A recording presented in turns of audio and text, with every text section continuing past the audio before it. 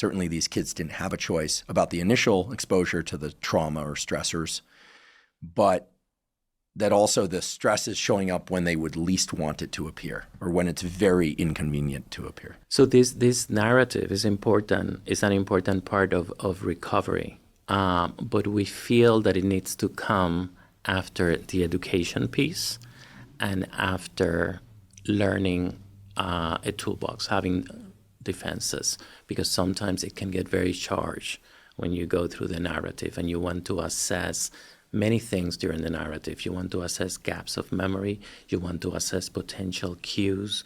You want to assess the emotions that are present. So, and the narrative should be one that covers not only negative events, but also neutral ones and also positive events. And it sounds like a lot, right? But when you're talking about kids that have 10, 11, 12 years, it is doable. You know, you can really manage it. By the way, with the cold showers, I think you're getting to the hinge of that seesaw. I think the cold shower probably does, not the cold shower, what do you call it? The cold, deliberate cold. It could be from cold shower. I always say that because oftentimes people think, oh, you know, they're just trying to sell cold plunges. And the truth is you don't need that. I mean, the fact of the matter is it's independent of income. Actually, a cold shower will save you money on your heating bill. I'm not saying everyone should take a cold shower. I love a nice warm or hot shower. I sometimes use the cold shower as a stimulus, and I hate it every time. But I always learn something each time. By the way, it feels great when you get out, so that's nice. And it does for many hours, especially if you end it with some warm water. But the learning, I believe, is in recognizing just how destabilized our patterns of thinking get when we have adrenaline in our body, which is what uncomfortable cold does. And it deploys that adrenaline in the brain and body.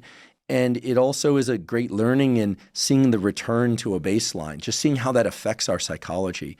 And I to my mind, I can think of no other zero cost or even negative cost, meaning saves money, approach that works the first time and every time, you know, that is safe enough, right? I mean, I'm not interested in anything that has to do with snakes, for instance. I don't mind spiders. I'll pick them up with my hands as long as it's not a black widow or a particularly large spider, and I'll put it outside. But I don't like snakes. I don't like thinking about them. I don't like being near them. So, you know, there are other stressors that one could use, but it's so individual, whereas cold water seems to be pretty uncomfortable for everybody. I think you need some exposure of snakes in your cold.